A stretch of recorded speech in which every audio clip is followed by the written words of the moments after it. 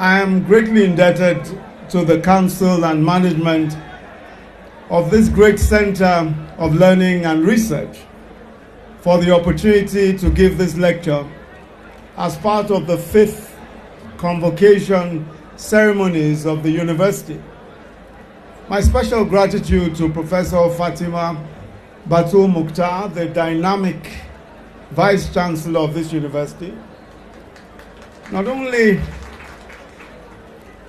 for the invitation, but also for the warm hospitality accorded to me and my entourage since our arrival here today. Every citadel of learning derives its claims to greatness from the reputation and accomplishments of its students and staff. The great academics and scholars to whom has been given the enormous task of instructing, of guiding, and inspiring the minds and talents that are destined to define the future. Your task as academics and scholars is possibly the noblest that anyone could ask for, yet it is often without reward or even gratitude. But we thank you today for your great and priceless service to this and to coming generations. It is most pleasing to learn that the proverbial seed that was planted less than a decade ago, the Federal University DUTSE, has not only produced already 4 sets of graduates, and tomorrow, by the grace of God, a 5th set, but also has grown so bounteously to have now over 7,000 students spread across 6 faculties, including a College of Medicine and Health Sciences. Yours is the first amongst the set of universities set up by the federal government in 2011 to establish a College of Medicine and Health Sciences. Congratulations. Equally remarkable are the reports of the great exploits being recorded by the university in many fields that amply validate the promise of the fruitful synergy of town and gown. Let me cite just 2 examples. In recognition of your relevant and innovative research efforts, the Federal Ministry of Agriculture selected your university to host the agribusiness incubation centers. The second has been your response to the security challenges besetting our nation today. You elected to express a shared commitment to the national search for the solution by being the first amongst your peers to mount a program on criminology and security studies, thereby demonstrating your relevance and proving that the university should not only be an incubator of ideas, but also a solution provider. Congratulations on these sterling achievements. And to the students of the university, and especially the graduating class of 2019, let me just say congratulations and well done. The future is certainly very bright indeed. Madam Vice-Chancellor, my lecture titled Facing the New Decade, a topic which you graciously allowed me to choose, is really directed at the young men and women who are in this arena today. I count myself as one of those young men and women, and I hope that those of us who are here also see ourselves as young men and women. But the reasons why I think this is addressed to the young people here is first, that the young men and women, students of this university, are the future of our country. Secondly, that future has already arrived at our doorsteps, perhaps much faster than we expected. So for the next few minutes, you'll permit me to take you on a brief journey into this imminent future, how it will affect us all, and my humble suggestions about what we may need to do to make the best of it. Let me begin by making a few general statements and perhaps some predictions. First is that the next few decades will present tremendous opportunities for getting well-paying jobs and lucrative entrepreneurship opportunities all over the world. Anyone will be able to access many of those jobs and those opportunities without even having to move from your own country. In some cases, without even leaving your home. There will be a true international marketplace of ideas, talents, and opportunities. But to access that marketplace, you need to become, in many senses, a global citizen. And a lot of that will be by your own effort. Self-education, self-development will be important. The second is technology. In its various iterations and applications, will be crucial in all and every aspect of human existence.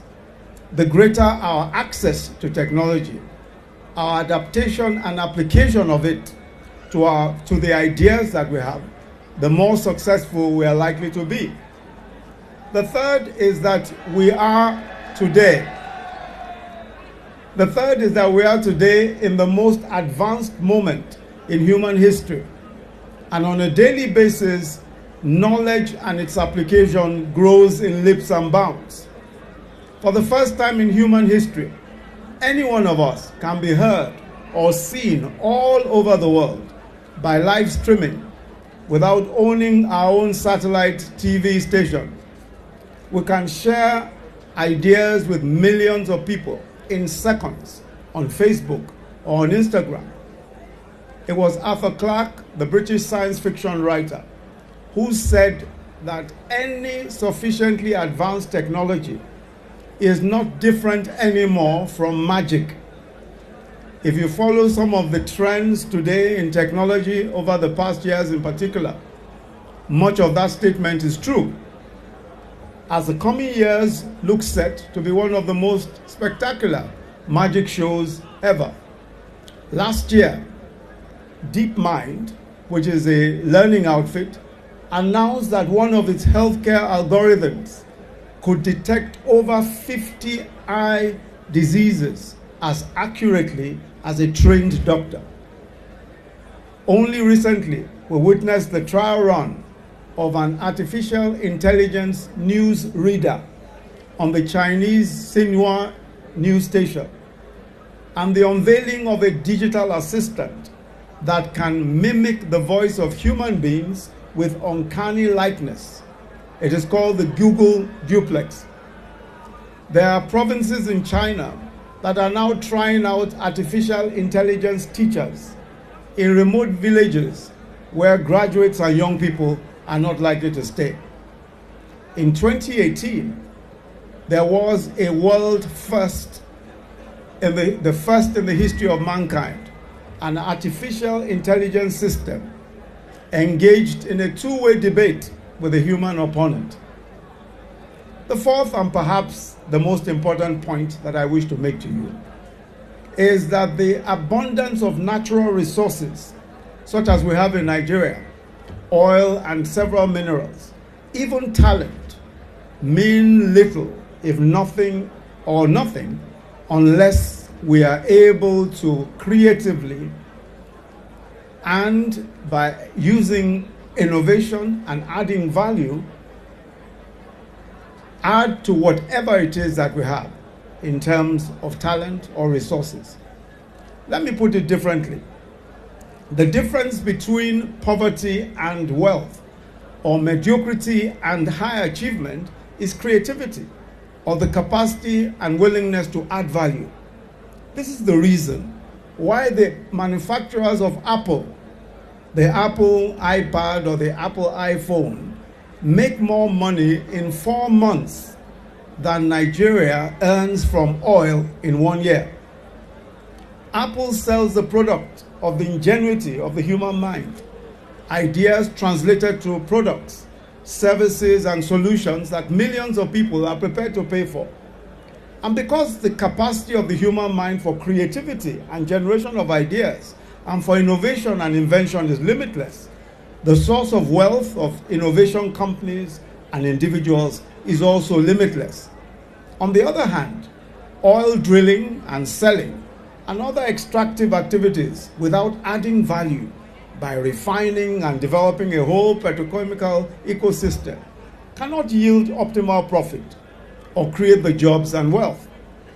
Similarly, the mere fact that you have large tracts of arable land for agriculture does not mean that you will succeed in agriculture or become wealthy, or even as a nation be able to feed ourselves. Anybody can plant a seed and expect a harvest. But the reason why most farmers are subsistence farmers and why they remain relatively poor is because they add no value to what they produce by processing or packaging or making other products out of the raw harvest. And also because many times they do not have access to the cutting-edge innovations and inventions in farm inputs and farming techniques. Those who can add value to the farmer's harvest become wealthier than the farmer. So the growers of the raw materials are the weakest in the value chain and the poorest. For example, the man who makes chocolates from cocoa is bound to be richer than the cocoa farmer. He has added value to the raw cocoa by processing, in some cases by designing and packing the chocolates in appealing wrappers. By adding value, he'll create more jobs and more wealth. So while we will always need the traditional professionals, we will always need doctors, lawyers, accountants, and bankers, but those adding value to their services will make more money than they can. So those developing artificial intelligence for giving legal advice or medical diagnosis or accounting or banking will be more successful than the professionals themselves. So the future of banking and financial services doesn't even necessarily belong to the banks or bankers as we know them today. It may well belong to the fintechs, the financial technology companies, and other technology-enabled solutions. So for example, today we have Kia, the name of a company that uses artificial intelligence and algorithms to process loan requests in minutes and can grant credit without the hassles of regular banks. Or Kuda Bank, another Nigerian example set up by very young people, is a bank without a single physical branch. It's called itself a bank, it's a payment system, with all its features built into a mobile application. There's also Eyowo, another example of a payment services company which is designed for identifying, for enumerating and paying to and collecting repayments from the over 2.2 million trader money and market money beneficiaries. They have completely revolutionized financial inclusion, making and receiving payments from the farthest parts of Nigeria. There's also another company called Paystack, also set up by young Nigerians, many of them under the age of 30. And they have developed applications that makes it easier to make payments across the world. There's also Invest Bamboo, another Nigerian company, started by two 26-year-old Nigerians. They offer new ways for you to save money and to invest in stocks just from a single application. Others have developed technologies that make it possible for us to invest in farms without even ever seeing the farm. Two Nigerian companies again, set up by young Nigerians under the age of 35, Thrive Agric and Farm Crowding. These are great examples of service providers that help small-scale farmers to scale up and to access valuable training, all of this done through crowdfunding. In the world of medicine and healthcare, there is Life Bank, owned by a young Nigerian lady. This is a health technology startup which uses drones today, drone technology, to facilitate the delivery of blood to various health centers. Or we could take another called 54 Gene. This is a firm that is harnessing genomic data from African DNA to revolutionize the drug industry, changing the future of medicine. Even in the usually conservative legal profession to which I and the chairman belong, entrepreneurs are disrupting the old trends. There is a digital legal research company called Law Pavilion. The company's digital tools help to do legal research quickly and efficiently. They even answer legal questions. So it's possible, by putting a legal question to this artificial intelligence setup, to get some answers to your questions. Judges and lawyers subscribe to it, and they use it. It's a very lucrative value addition to legal practice. Yet the founder and CEO of the company is not even a lawyer. So today there are opportunities for entrepreneurs to build their businesses around traditional professions without being professionals themselves. The most widely read online publications are neither owned nor run by trained journalists. Some of us are familiar with the news aggregation platform called Nairaland. It was started by two young men who were students of the Obafemi Awolowo University while they were still in school. Today is one of the most successful social media platforms that we have. Even many of the most successful advertising companies or PR companies, many of those who founded them have no training in these disciplines. Most are self-taught. My nephew, who is a lawyer, is establishing an organic farm and a poultry after taking lessons online. His only knowledge was derived from taking a few classes by somebody from Kano State who was offering training for people who wanted to go into poultry online.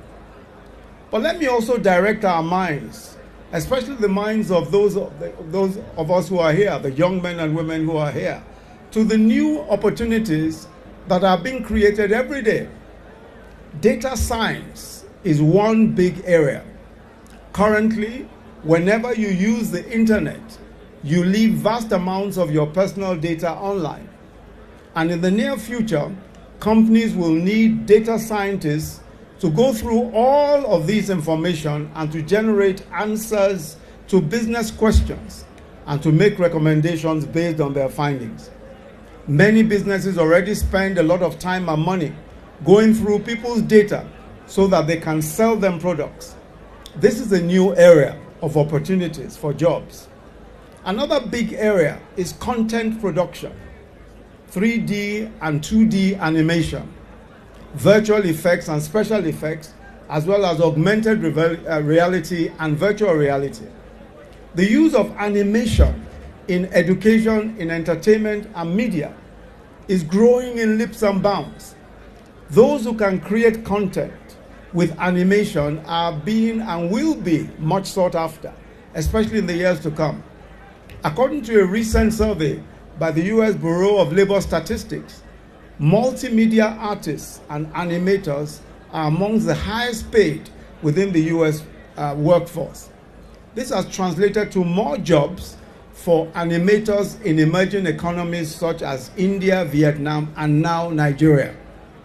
The average pay of a 3D animator in Nigeria who has just started an entry level is between 300,000 and 500,000 monthly naira.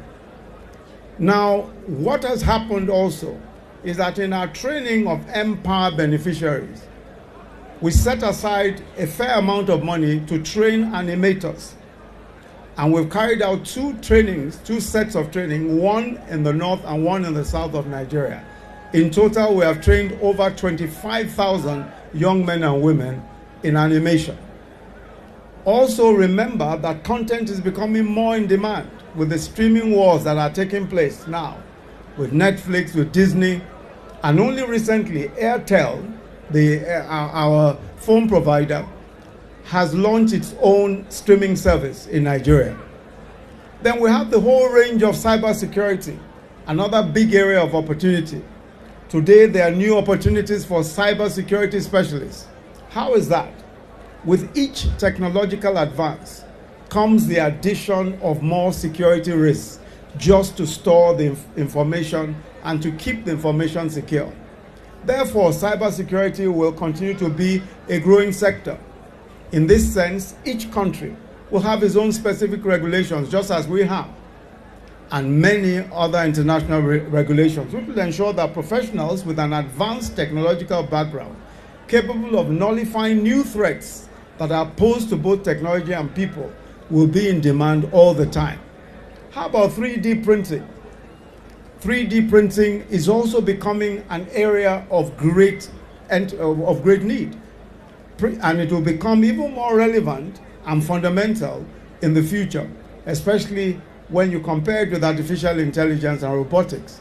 Experts in 3D printing must possess creative skills with ability to improve profitability and the applicability of models. And also, they must have some computer skills and a knowledge of 3D printing tools. The federal government recently again established, about 2 years ago now, we established a humanitarian hub in Adamawa State. In that hub, young Nigerians are trained to use 3D printers to make artificial limbs. And today they've been making several artificial limbs for people who have lost their limbs, especially those who lost their limbs in the conflicts in the Northeast.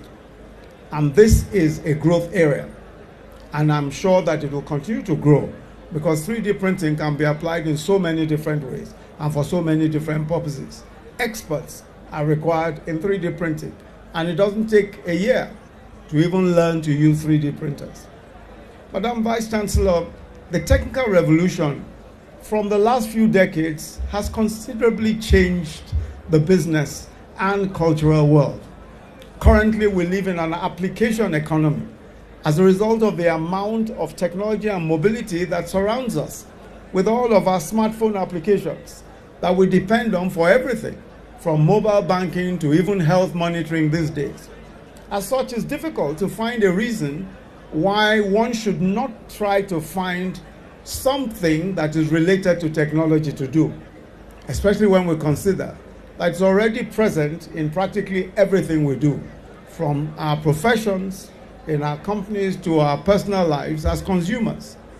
This means that computer programming, in one shape or form or the other, will continue to be an important skill for those who are seeking to gain viable employment, the kind of employment that will provide opportunities and a decent pay. So today, the most successful businesses are those that are able to add value. Even our culture can become a great wealth creator, but only if we add value. So just doing traditional dances is not enough. To put together 8 or 16 young men and women dancing before guests when they come, foreign or local guests, cannot make money. Organizing dance dramas, on the other hand, can make money. When a whole outfit is created, when a whole drama outfit is created with our culture and our songs, where we're able to employ script writers, a composer, an arranger, a director, then it is possible to begin to make money even from our cultural dances. But the most important thing is that we must add value. In our future, there is truly something for everyone. We should take all advantage of digital technology, especially social media and the various platforms on offer, to grow a customer base, to gain traction and advance businesses. Anybody can write a blog. Anybody can develop a website to sell products or even your ideas. Whatever it is you know how to do. People are running full-fledged commercial businesses on Instagram without a single physical shop, an opportunity that's only made possible by the internet. We are an entrepreneurial people, a society of multitaskers who now, thanks to the virtual economy, can make real opportunity out of anything that we're passionate about. So the question for many of our young people today is, what is your passion? How can you take the skills that you have and add value to the world around you? Our future, the future, is going to depend a great deal on what we do with our passions and how we can sell what it is that we're passionate about to millions of people all over the world. I've seen videos on tutorials on how to make good soup, just making good soup alone, or baking the best cakes. And all of these videos get hundreds of thousands of views on Instagram or YouTube, people advertising on them. Recently, I'm sure many of us might have, or some of us might have come across the YouTuber called Dima Ume, and he's just showing people how to use makeup, how to master the highlights and the contours. That's all that he's teaching people. And she says that she's already made her first million just from YouTube, just teaching people how to use makeup. I've also seen some YouTube videos of people teaching young women how to keep their husbands. I don't know how many people have seen those videos. What to do to keep your husband. Very interesting videos, I must tell you. I've watched some of them and I'm very careful now because I hope my wife has not been looking at them too closely. Thanks to the social media, whatever ideas and skills that you have can be leveraged for benefit. Your knowledge is of immense importance, and you have to find creative ways of taking advantage of it. While it is easier than ever to sell your knowledge and skills, it's also becoming easier and cheaper for you to acquire skills. For example, there's something called the mobile Prof. This is an application which you can actually get on your smartphone, even sometimes just using USSD. It's an application for teaching people how to code, how to actually write codes, just using your mobile phone. You don't even need a laptop anymore. The future is about self-education. It's about self-development. It's important for every one of us to invest in the incredible opportunities that are already available for online education. Years ago, it was impossible to do a specialized course in a leading international university without first gaining admission, paying a lot of money, and then traveling abroad. Today, you can sit in the comfort of your own home and get a sound education. Universities such as Harvard and Dartmouth College and several others are offering full-time online courses. For example, some of them are offering online courses. Those two are offering online courses on data science, on Linux programming, through a learning platform that is called EDX. This means that you can learn a whole new programming language in a year for less than it would have cost you to even get on a flight to go to America. There are several new means of self-education, and they are more accessible than anyone might have thought only a few years ago. There's no question at all that an exciting future lies ahead of us. There are breakthroughs in radical technologies capable of disrupting whole industries and perhaps even our very conception of work itself. So for higher institutions who are getting graduates ready for the world of work, for the graduates and new graduates, and the new graduates and the near graduates who are here today, what does the disruption of the workforce by emerging technologies signify for livelihoods and employment? Today, there are several important implications related to the fields of artificial intelligence and emerging technologies that will change radically the way we work and will radically change our economies. So we have seen, for example, that much of what is considered analytical work by lawyers, by investment bankers, accountants, and the age-old professions will be performed better by machines in a fraction of the time that human beings can. So legal advice, especially of the routine kind, will be given now by machines, and it's already been given by artificial intelligence. I've given you one example of a Nigerian, and several new applications are being developed every day. So there is a need to train our professionals differently with these new opportunities and challenges in mind. With the advent of the fourth industrial revolution, the so-called Internet of Things, the world of work, the way we work, is constantly changing and is driven by the inexorable forces that have an impact not only on professional services but on manufacturing and trade, on global supply chains and the digitalization of the global economy, to name just a few. So for example, the supervision work that managers do is changing rapidly, and there may soon be no need for it, for supervisors in the workplace. A young lady who owns a clothing store in Abuja and Lagos, but lives in Abuja, was showing me on her laptop how she can remotely see all that is going on in her shop in Lagos, real time, minute by minute, second by second. So she can actually speak to her employees from her laptop, real time, her employees in Lagos, while she's in Abuja, seeing everything that is going on in her shop. That's now readily available technology. In other words, she can supervise her store herself from anywhere in the world.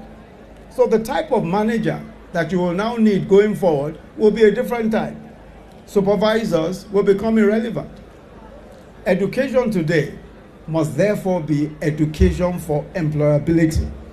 The sort of education that makes us employable and that makes us relevant in the technologies and in the opportunities that are presenting itself today. So our curricula, the university curricula of tertiary education must be versatile. It must be dynamic. The focus must be on innovation, on critical thinking, on interdisciplinary thinking, on design thinking, on synergizing and collaboration with others across the world to solve problems. The era of cramming the teacher's notes and just reproducing those notes for high grades is over. The graduate of the future is a problem solver. The graduates that we're pushing out today are problem solvers, thinkers, entrepreneurs. Our educators and policy makers, schools and universities must adapt their curricula, their policies and projects to improve the skills that enable the graduate to nimbly and constantly respond to the ever-changing face of the economy and the workplace. A student of humanities today, equipped with the best skills or with the right skills and mindset, will be part of the collaboration to build an application that will redefine an aspect of our business. In other words, a student of history, a student of English, a student of languages, without any previous scientific training or knowledge, can, with the right skills that are being taught today, with even just self-teaching, can develop applications that will change the business, that will change business and industry and earn a lot of money. Because applications are developed by collaboration. So there are those who are scientists. There are those who come from it from a point of view of imagination. There are those who come from the point of view of design. All of them collaborating. Steve Jobs, the founder of Apple, was more of an artist than a computer scientist. And yet he developed some of the most incredible applications that we've ever seen and made the kind of profit that makes everybody wonder whether they're not in the wrong profession. A man or woman of ideas, no matter your degree, can become, in collaboration with others, the designers or owners of the next application that will make billions and create jobs for millions. This is the exciting future that is ahead of us. The opportunities are limitless. I want to urge all of us, especially the young people who are here, to note that we are in the best times in the history of mankind. Let nobody tell you about the good old days. I've said before, and I'm quoting someone, I'm not so sure who it is, who said that those who keep reminding us of the good old days are probably suffering from memory loss. We must not allow them to keep talking about the good old days. We are in the best times possible today. These are the best times that are possible. And the reason why these are the best times is because we are in the most technologically advanced moment in human history. This is the most technologically advanced moment. This is the most advanced moment in the history of mankind. We have never been as advanced as we are today. It was Fareed Zakaria, the CNN journalist, who said, and I'm quoting him, that the smartphones, the phones that we have today, have more computing power than all of the computing power that took men to the moon on the spacecraft, that first spacecraft that took men to the moon. All the computing power that was in that spacecraft, we now have 100 times that computing power. in the smartphones, the phones that we're carrying around today. So we're living in a time of sheer magic, and we must take advantage, and we must take every advantage of it. And I know that the young people here, especially those of the Federal University of DUTSE, are raring to go. The future is certainly bright. Thank you very much. God bless you.